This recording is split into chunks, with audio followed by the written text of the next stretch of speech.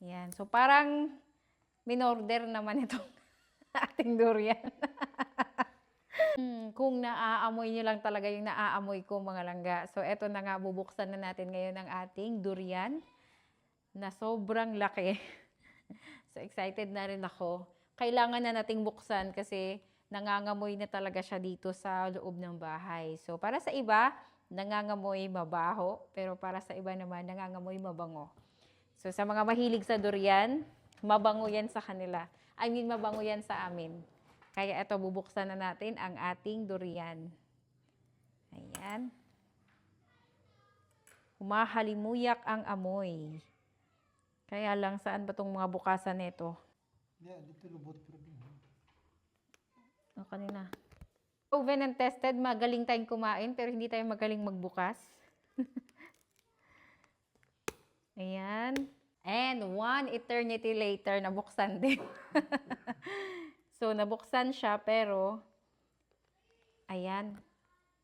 Yan siya mga langga. Ayan. Ay, ang laki kasi, kaya ang hirap niya talagang buksan. Yung buong bahay namin, amoy durian. Ayun. Ayan. Ayan siya, oh. Ang ganda ng kulay. Ang dilaw. Ah, sobrang,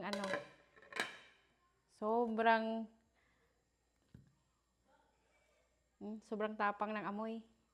Ayan. And another 1 eternity later, na-discover na natin mga langga ulit. Nandito lang pala yung easiest way. Mali pala kami kanina.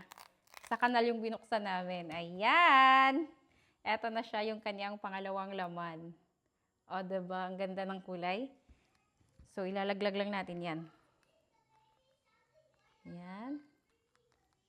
So, 5 kilo ito langga mahigit. Kaya, marami-rami yung laman nito. Ayun. Tapos, meron pa. Ayan. Ito. Ayan. Ayun. So, ayan. Lipat natin dito. And, ayan. Ito naman.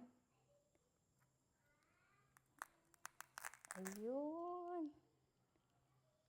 Ayan na nga. Puno na. Puno na yung ating plato. Meron pa dito. Ayan. Ito yung mas malaking laman. Ayan. Ang ganda ng kulay.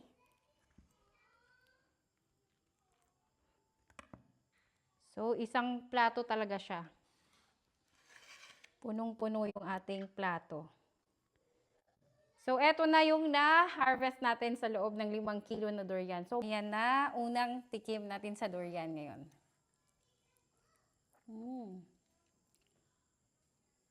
Uy, ang tamis. Kain tayo! Naaamoy nyo na ba? Naamoy nyo ba yung amoy? Parang lumulusot hanggang screen.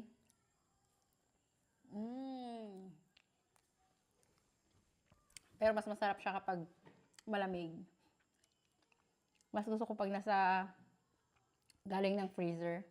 Kasi parang ice cream. Kain tayo!